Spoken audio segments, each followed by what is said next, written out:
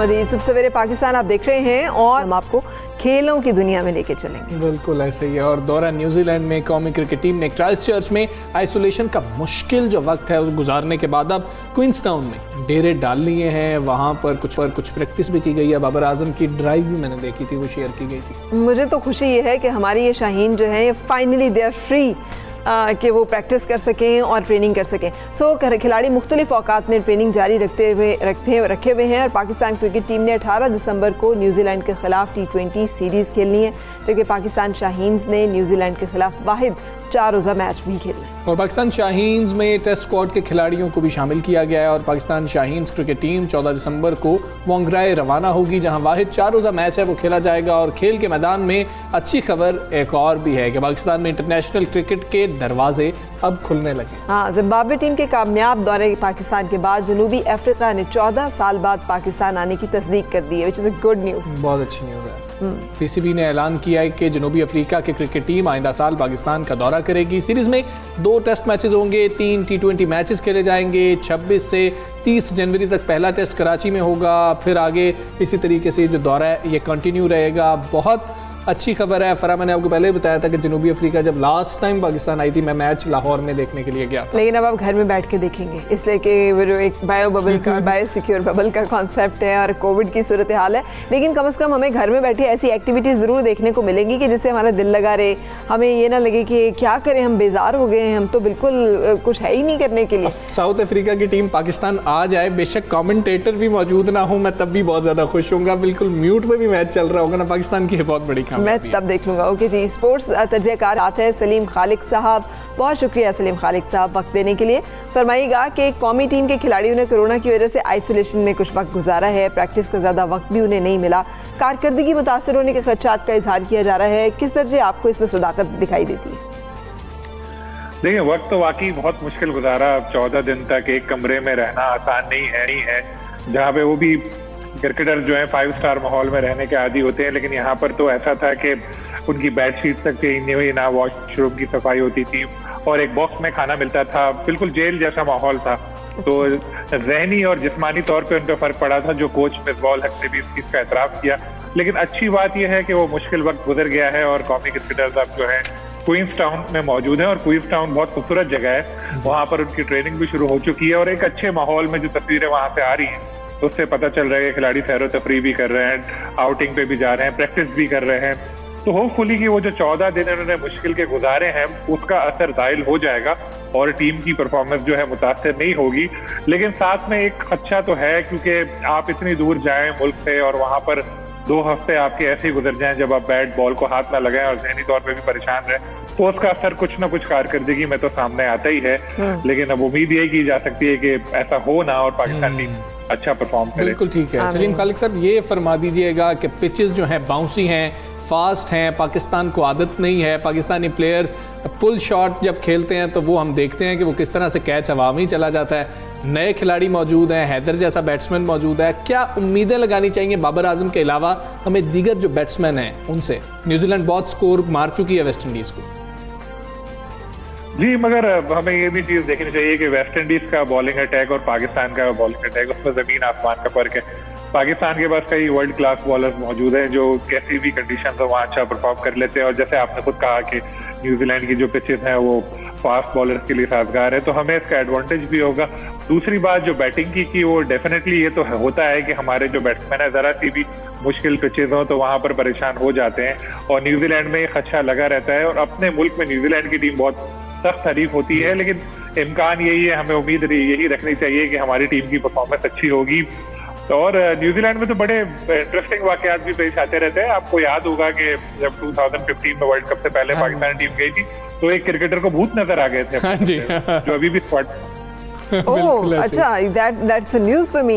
अच्छा, लेकिन home crowd का एडवांटेज नहीं होगा, आप कह रहे हैं होम ग्राउंड का एडवांटेज जो है वो होने का एहतमाल मौजूद है। सो लेट्स होप इस लिहाज से ये इंटरेस्टिंग होगी सीरीज़। लेकिन एक और जो अच्छी खबर हमें सुनने को मिली है कि जनूबी अफ्रीका की टीम जो है 14 साल बाद पाकिस्तान आ रही, तो बाकी टीम्स जो हैं वो भी पाकिस्तान आ सकती हैं मुस्तकबिल में। आप देख रहे हैं कि हमारे ग्राउंड जो है आबाद रहेंगे कोविड के दिनों में भी। जी, एक बात तो ये कि न्यूजीलैंड में जो है क्राउड आएगा, वहां पर इजाजत है क्राउड की। दूसरा जो बात की आपने साउथ अफ्रीका के टूर की, बिल्कुल ही बहुत अच्छा खुश आइन दौरा साबित होगा। और अच्छी बात यह है कि हमारे मुल्क के हालात माशाल्लाह बेहतर हो चुके हैं और बड़ी बड़ी टीमें भी जो है अब यहाँ आते हुए खौफजदा नहीं है। पीएसएल का इसमें अहम किरदार है। पीएसएल के लिए प्लेयर्स आए और यहाँ पर खेल कर गए तो उन्होंने देखा कि जो मीडिया में आता है बाहर के और जो ग्राउंड रियलिटीज हैं वो दोनों बिल्कुल अलग हैं। यहाँ पर उनको बहुत अच्छी तरह ख्याल रखा गया।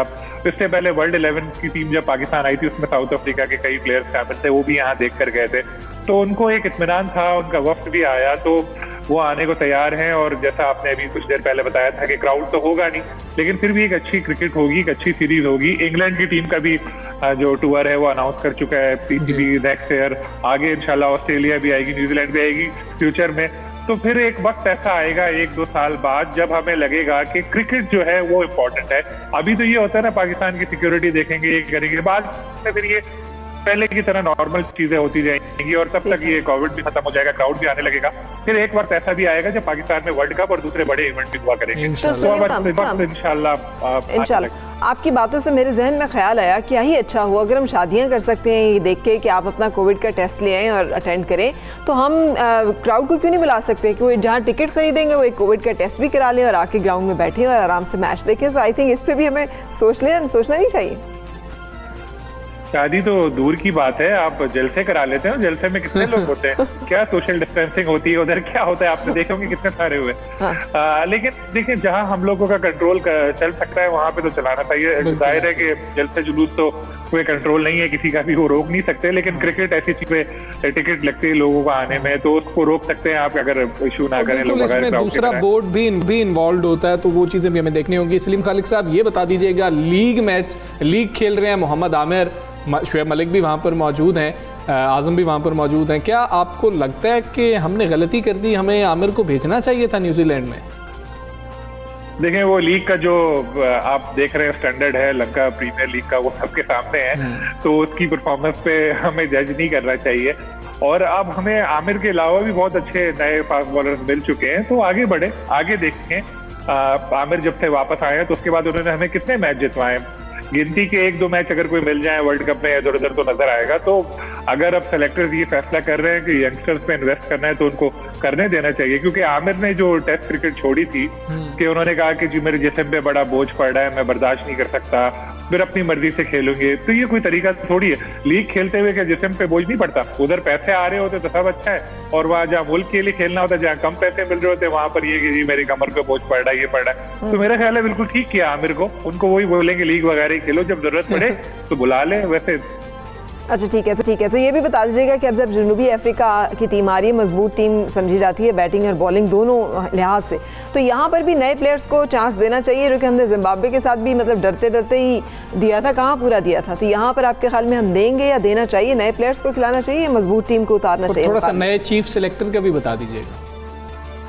आपसे खुद ही अपने सवाल का जवाब दीजिए कि जिम्बाब्वे के खिलाफ भी डरते खिलाया था, तो ये तो हमारी जो माइंड सेट है वो यही है कि डरते हैं कि हार ना जाए, और इस डर के बावजूद भी हार गए थे एक मैच। तो अभी भी मुझे नहीं लगता कि साउथ अफ्रीका के खिलाफ कोई ऐसा नया चेहरा हमें नजर आएगा। जो अभी नए लड़के टीम में आए हैं वही शायद उसको कंटिन्यू रखा जाए। और जहां तक चीफ सेलेक्टर की बात चल रही है तो उसमें 2 इशूज हैं। मोहम्मद अकरम साहब जो पेशावर दलमी के डायरेक्टर हैं, साबिक टेस्ट फास्ट बॉलर, उनके साथ बातचीत पीसीबी की काफी हद तक हो चुकी थी, लेकिन सिलेक्शन का तरीकाकार जो कमेटी का है वो ये है कि इस वक्त जो सूबाई टीमें हैं उनके जो कोचेज हैं वो बाय डिफॉल्ट जो है वो सेलेक्टर बन रहे हैं। मोहम्मद अकरम का कहना यह है कि उनको चाहिए जो जैसे पहले सिलेक्शन कमेटी होती थी कि 3-4 अलग से जो लोग होते थे वो हो। इस चीज पे उन लोगों की बातचीत चल रही है, अभी कोई ऐसा डिसीजन नहीं हुआ। पीसीबी ये भी सोच रहा है कि जो कोचेज हैं उनमें से ही किसी को बना दे, जैसे मोहम्मद वसीम वगैरह। राशिद लतीफ के बारे में भी कुछ लोग बातें कर रहे हैं, लेकिन वसीम अकरम का इस वक्त क्रिकेट बोर्ड में बहुत ज्यादा अमलो दखल है। तो मेरा ये जाती ख्याल है कि वसीम अकरम की मौजूदगी में राशिद लतीफ के लिए आना इतना आसान नहीं होगा। जी बहुत शुक्रिया सलीम खालिक साहब, बहुत शुक्रिया सबसे पहले पाकिस्तान को अपने वक्त दिया। और नए टैलेंट की हम बात कर रहे हैं, और अब हमने पीएसएल में भी देखा कि हमें बलूचिस्तान की टीम कोयटा ग्लेडिएटर्स नजर आई जिसने पीएसएल जीती भी, और कोयटा से हमने देखा कि प्लेयर्स उस तरह सामने लेकिन नहीं आए। हाँ, लेकिन अब ज़रा कोयटा की और बलूचिस्तान की बात कर ली जाए तो हमसे आपको याद है एक टाइम था जब कैडेट कॉलेजेस जो है ना वो भी सिर्फ पंजाब तक महदूद थे, फिर उसका दायरा बढ़ाया गया, वो रिजमक तक और बलूचिस्तान तक लेके जाएगा। हम बात कर रहे थे कि अब इंडक्शन होती है बहुत ज़्यादा पाक आर्मी में जब, तो उसमें बलूचिस्तान से भी लोग आते हैं, सिंध से भी, क्योंकि वहाँ कैडेट कॉलेजेस हैं जिनसे बच्चे जो है निकल रहे होते हैं। सो इसी तरह की एक बात की है वज़ीर आला बलूचिस्तान जाम कमाल है, जिन्होंने कौमी टीम के साबिक लेजेंड क्रिकेटर से एक मुतालबा किया है। उन्होंने शाहिद आफरीदी, शोएब अख्तर, वसीम अकरम और इंज़मामुल हक से कहा है कि वो सूबे में क्रिकेट के फ़रोग़ के लिए अपनी तकनीकी महारत फराहम करें। बिल्कुल जायज़ मुतालबा, ऐसा होना भी चाहिए और इस बात पे फौरी लब्बैक कहना चाहिए। वज़ीर आला बलूचिस्तान का कहना है कि सूबे में टैलेंट की कोई कमी नहीं है, मकामी खिलाड़ियों को तरबियत और रहनुमाई मिल जाएगी तो वो मुल्की और बैनुल-अक़वामी सतह पर बलूचिस्तान का और पाकिस्तान का नाम रोशन करेंगे। मेरा ख्याल है जैसे हार्ड एरिया जॉब होती है ना, जो आर्मी की भी होती है कुछ अरसे के लिए, या सर्कुलेशन, हर डिपार्टमेंट का ना एक हार्ड एरिया टेन्योर होना चाहिए, भले वो स्पोर्ट्समैन, कि उनको जाके वहाँ पे सर्विसेज देनी है। बिकॉज ज़िंदगी के 3 फेजेस होते हैं Hamza, learn, earn and return. अगर आपने दोनों फेज कंप्लीट कर लिए तो रिटर्न करना आपकी जिम्मेदारी बनता है। सो ये जो मुतालबा किया गया है, ये मुतालबा बिल्कुल अहम भी है, ज़रूरी भी है। उन्होंने ये भी कहा है कि बलूचिस्तान में क्रिकेट जो है वो पीछे रही है, क्रिकेट के कौमी खिलाड़ी आएँ और बलूचिस्तान क्रिकेट अकेडमी के लिए सूबाई हुकूमत का साथ दें। बिल्कुल, और बलूचिस्तान के अवाम सरफराज के मुंतज़िर हैं, जो कोयटा ग्लेडिएटर्स के कप्तान हैं, वो आए और कोयटा में मैचेस खेले। उनका कहना था कि कोयटा ग्लेडिएटर्स से बलूचिस्तान यूथ का कायम रिश्ता टूटता जा रहा है कि पीएसएल हुई, खत्म हो गई, प्लेयर्स वहां पर आए नहीं आए, लेकिन कोयटा की टीम में कितने कोयटा के खिलाड़ी थे ये देखना भी बहुत ज़्यादा ज़रूरी है। जाम कमाल ने पीसीबी, पीएसएल फ्रेंचाइजीज और बैनुल-अक़वामी सितारों को भी यकीन दिलाया अगर सूबे को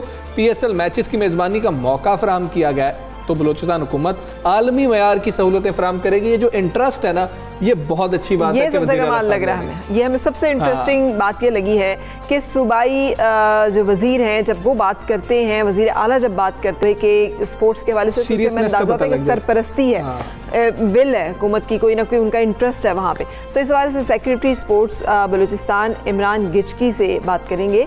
अस्सलाम वालेकुम इमरान साहब, फरमाइएगा, वज़ीर आला बलूचिस्तान ने साबिक जो लेजेंडरी हमारे क्रिकेटर्स हैं उनको सूबे में अपनी खिदमात सर अंजाम देने की दावत दी, इस बारे से अभी तो कोई जवाब आया है और क्या मकसद हासिल करने की कोशिश है इस ऑफर से, इस मंसूबे से?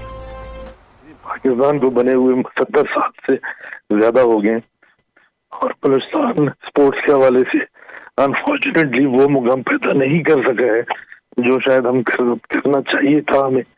और ये सीएम साहब की एक अच्छी इकदाम है जिसको न सिर्फ डिपार्टमेंट बल्कि बलूचिस्तान का जो स्पोर्ट्स लवर है वो बड़ा कदर की निगाह से देखता है। एक लेजेंड को उन्होंने दावत दी है कि वो आगे आए और आगे आके कम से कम क्रिकेट के उस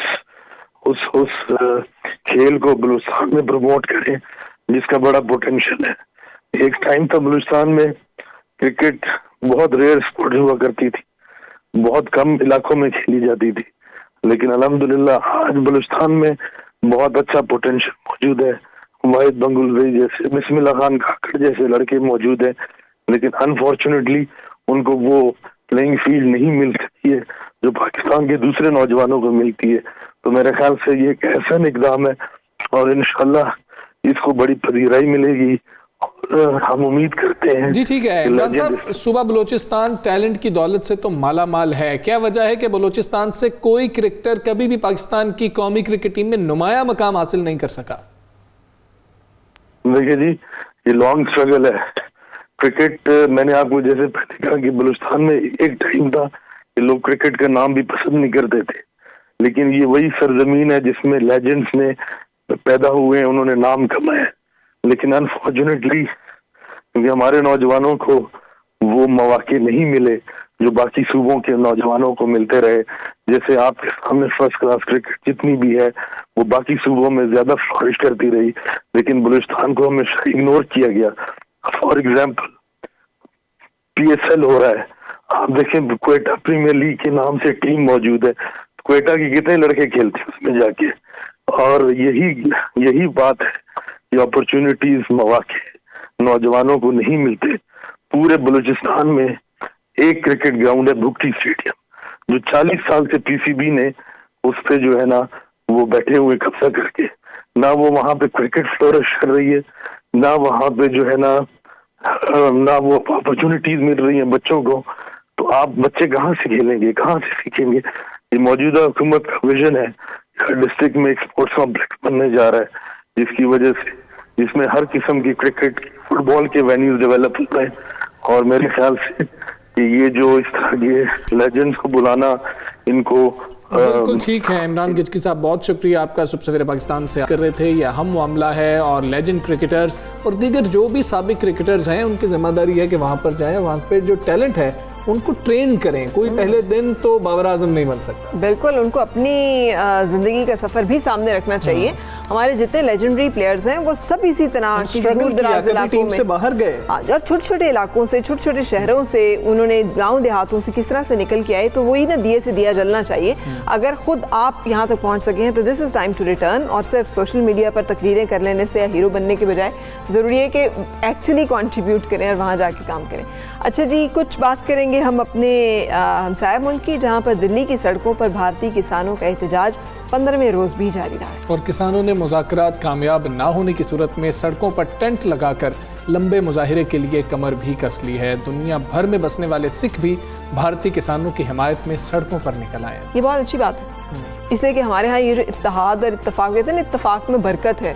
हम डिविजन्स का शिकार हो जाते हैं और एक पॉलिसी रही है हमेशा की डिवाइड एंड रूल, कि आप कोई भी निकले तो उसको आप तोड़ फोड़ दें और उसके बाद वो ख़त्म हो जाएगा। लेकिन यहाँ पे इत्तेहाद हमें दिखाई दे रहा है, जिसकी वजह से ये तहरीक जो है ये ज़ोर भी पकड़ रही है और पूरी दुनिया की तवज्जो और जो निगाहें हैं वो भी इस तरफ मरकूज़ हैं। नीदरलैंड और बरतानिया में फ़िज़ा मोदी मुखालिफ नारों से गूंजती रही है। ये दुनिया को एक वाज़ेह पैगाम है कि वहाँ पर जो लोग बस रहे हैं, ख़ासतौर पर सिख, ख़ासतौर पर वो किसान जिनके इस वक्त मुतालबात नहीं तस्लीम किए जा रहे और उनके ऊपर एक ऐसा कानून मुसल्लत करने की कोशिश की जा रही है जो कि उनके जो मफादात के ख़िलाफ़ है, तो उसके ख़िलाफ़ आवाज़ पूरी दुनिया इस वक्त पूरी दुनिया सुन रही है। अभी आपको एक दिलचस्प खबर से आगाह करते हैं कि गुज़श्ता रोज पसनी के करीब इंतहाई नायाब नस्ल की हमबैक वेल के जोड़े को देखा गया, जिसकी तस्वीर भी थी और बड़ी खूबसूरत तस्वीर थी वो। हाँ, और ये पाकिस्तान का अगेन कुदरती हुस्न है। हमारे पास नीलगू समंदर है, दरिया है खूबसूरत, जहाँ पे बहुत सारी जंगली जो अल्लाह ताला ने हयात जो है वो दी है, जिसका ये नज़ारा इस वक्त आप स्क्रीन पे देख रहे हैं कि खुले समंदर में मछली के शिकार पर जाने वाले माहीगिरों ने हम्पबैक नस्ल की दुनिया में नादिर व नायाब तस्वुर किए जाने वाले वेल के जोड़े को लहरों की दोष पर फ़ज़ा में उछलते अटकेलियाँ करते देखा है, जो कि आप भी इस वक्त स्क्रीन पे देख पा रहे हैं। और ये वो रेयर मनाजिर है जो मतलब कम ही लोगों को देखने को मिलते हैं और कम ही जगहों पर ये मनाजिर जो हैं ये देखे जाते हैं। बलूचिस्तान के जो मकामी माहीगीर हैं उन्होंने अपने मोबाइल कैमरे में इस दिल फरेब मंजर को महफूज कर लिया और हम सारे देख पा रहे हैं, आप तक भी हम ये पहुँचा रहे हैं। कितना खूबसूरत ये मंजर है। और तकनीकी मुशीर WWF पाकिस्तान मौज़म खान के मुताबिक हम्पबैक वेल सिर्फ यमन, ओमान, भारत और पाकिस्तान में पाई जाती हैं, इतनी नायाब हैं। और उन्होंने ये भी कहा कि वेल का जोड़ा जो दुनिया में वेल की नायाब तरीन नस्ल से ताल्लुक़ रखता है। हालिया मुशाहिदे के मुताबिक दुनिया में सिर्फ 100 के करीब इस नस्ल की वेल्स पाई जाती हैं। तो अंदाज़ा करें कि वो खुशनसीब, अब हम सब वो खुशनसीब हैं जो पूरी दुनिया में सिर्फ 100 की तादाद में ये जानवर या ये वेल, क्योंकि मैमल है तो इसे जानवर मेरा ख्याल हम कह सकते हैं मछली के अलावा भी तो वो ये पाई जाती है और हम उसका नज़ारा जो है वो देख रहे हैं, जो कि एक ब्लेसिंग है। और सबसे बड़ी बात है वो कितने खुश हैं क्योंकि समंदर नीलगू है, साफ है, वो वहाँ पर एंजॉय कर रहे हैं अपनी उसको ज़िंदगी को। नेचर के लिए यही नेचर है, हमारे भी यही नेचर है। उनको जो माहौल उनको चाहिए वो उनको मिला हुआ है, वो इतना अटकेलियाँ कर रहे हैं। इसी हवाले से हम बात कर लेते हैं। हमारे साथ मौजूद हैं chairman Pakistan whale and dolphin society Mohammad Moazzam Khan साहब। मौज़म खान साहब, अस्सलामु अलैकुम, गुड मॉर्निंग। क्या पाकिस्तान में वेल्स मिलती हैं? अगर मिलती हैं तो उनकी यहाँ कौन सी इकसाम है और ये वेल्स क्या इधर पाकिस्तान के पानियों में ही रहती हैं या थोड़ी देर के लिए आती हैं फिर चली जाती हैं? नहीं, पाकिस्तान में वेल की बहुत बड़ी पॉपुलेशन होती है और अच्छी खासी तादाद में ये मौजूद है। लोगों का ख्याल है कि शायद वेल दुनिया के ठंडे ममालिक में होती है। पाकिस्तान में वेल की तकरीबन वेल या वेल से रिलेटेड तकरीबन 23 किस्में हैं, जिसमें से 4 बड़ी वेल्स हैं। और इससे पहले तो उनके रिकॉर्ड अवेलेबल नहीं थे, लेकिन गुज़िश्ता 4 सालों में जब से WWF पाकिस्तान ने इस पर मेहनत शुरू की है और किया है, तो अब तक हमारे पास तकरीबन 200 से ज़्यादा साइटिंग मौजूद है, जिसमें ये वेल हमें पाकिस्तानी वाटर्स में मुकम्मल तौर पर यहीं पे रहती हैं। और कुछ ऐसा है कि लोकल माइग्रेशन भी करती हैं, लेकिन ज़्यादातर पाकिस्तान के हदूद में ही रहती हैं। और हमारे पास अच्छी खासी बड़ी पॉपुलेशन है वेल की।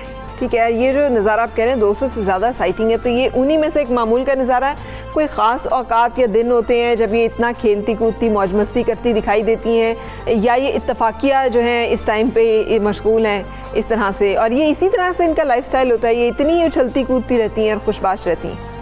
आमतौर पे कोई इतनी हर वक्त ये ब्रीचिंग नहीं करती है। जो ब्रीचिंग का प्रोसेस है ये सिर्फ उस वक्त होता है जबकि ये अपने आप को एक दूसरे को इम्प्रेस करने के लिए, कम्युनिकेट करने के लिए कहते हैं। समुंदर में वेल का नजर आना कोई ऐसा नहीं कि हर वक्त नजर आती हैं, ये नजर उसी वक्त आती हैं जबकि चाहे आप इसको तलाश करें या आप खुशकिस्मत हो कि आपको ये नजर आ जाए।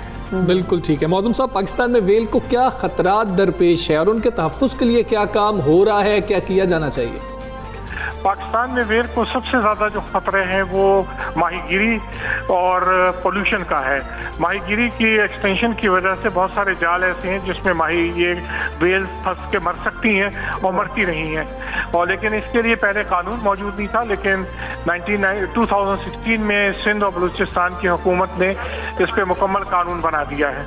बिल्कुल सही, बहुत शुक्रिया, आप हमारे साथ रहे और आप हमें इस नज़ारे के बारे में अपडेट कर रहे थे। लेट्स होप एंड विश के पाकिस्तान में ना हर एक जंगली हयात भी, पौधे भी, इंसान भी, जानवर भी, नबातात भी, हर चीज़ महफूज हो, उसको उसकी ड्यू प्लेस एंड रिस्पेक्ट मिले जो कि हक है हर एक का, और वैसा माहौल मिल सके उसको। अभी हम आपको बताते हैं कि देहात में गन्ने की फसल पककर तैयार हुई है, तो गुड़ बनाने का जो सिलसिला है वो शुरू हो गया। मैं आपको बता रही थी पिछले दिनों मैं गई थी तो मैंने देखा कि एक तवातर के साथ जो है वो गुड़, और पहले नहीं था, ये 1-2 साल पहले इतना ज़्यादा गुड़ जो है मुझे बनता दिखाई नहीं दिया, या शायद मुझे नहीं दिखाई दिया, लेकिन मुझे लग रहा है कि इस साल कुछ ज़्यादा गुड़ बनाया जा रहा है। आई डोंट नो उसकी रीज़न क्या है। हमजा एक बड़ी मशहूर डायलॉग भी था ना, मर जावा गुड़ खा के, सुना मैं? बिल्कुल सुना मैं। बिल्कुल सही।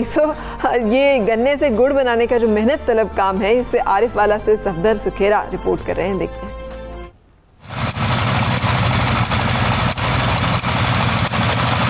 गन्ने की फसल की तैयारी के साथ ही देहात में गुड़ की तैयारी का सीजन उरूज पर है। खेतों से गन्ना लाकर पहले इसे बेलने से गुजारकर रस निकाला जाता है। रस को कड़ाह में डालकर इसके नीचे गन्ने की छोई और फोक की मदद से आग जलाई जाती है। आग पर रखे कड़ाह में जब गन्ने के खौलते हुए रस पर मैल आ जाती है तो इसे छलनी की मदद से उतारा जाता है। रस पककर तैयार हो जाए तो इसे एक और कड़ाही में गोडी करके इसे ठंडा किया जाता और पेसियां तैयार की जाती हैं। सुबह तो शाम तक लेके थे ऐसी काम करते हैं जी, बड़ी मेहनत का ये काम, साफ सुथरा गुड़ बनाते हैं, शक्कर भी बनाते, मेवे वाला गुड़ भी बनाते। गुड़ खरीदार तक पहुँचे तो किसान समझता है कि उसे इसकी तवील मेहनत का सिला मिल गया है। यहाँ पे बिल्कुल ताज़ा गुड़ बनता है, ये सर्दियों की बहुत अच्छी सौगात है। मैं अपने घर में भी गुड़ इस्तेमाल करता हूँ और अपने रिश्तेदारों को गिफ्ट के तौर पर भेजता हूँ जी। तिब्बी माहिरीन भी चीनी की जगह गुड़ के इस्तेमाल को फ़ायदेमंद करार देते हैं। कैमरा टीम के साथ सफदर सुखेरा, 92 न्यूज़, आरिफ वाला। वैसे ना जो चीज़ें अगर इसको टेम्पर ना करें, इसमें वो सोडा ना डालें, बहुत सारा रंग काट ना डालें बहुत सारा, और इसके अंदर चीनी ना डालें, तो ये कुछ चीज़ें ऐसी हैं कि ये फिर हमारी बड़ी खालिस सौगात। और अगर आप खुद जाके देखें तो देख के भी बहुत अच्छा लगता है। अगर आपको मौका मिले ना तो ज़रूर इस अमल पूरे को। अच्छा, आपको पता है हमजा, इसकी तैयारी के दौरान एक मोलेसिस बनता है ना, वो जिसे राब कह लें या रॉ कह लें, जो भी वो है, वो पूरी दुनिया में इस वक्त अगर आप इसको सर्च करें इस लफ्ज़ के साथ तो वो सबसे बेहतरीन टॉनिक डिक्लेयर होता है कि उसके अंदर बहुत सारे ऐसे माइक्रो न्यूट्रिएंट्स मौजूद हैं, जितना अच्छा कॉम्बिनेशन शायद किसी बड़ी से बड़ी आपको मल्टी उसमें ना मिले, विटामिन्स में। प्रोग्राम का वक्त खत्म हो गया, हम दोनों को इजाज़त दीजिए, अच्छा सा वीकेंड गुजारिए, हिफाजत के साथ रहिए, अल्लाह हाफ़िज़।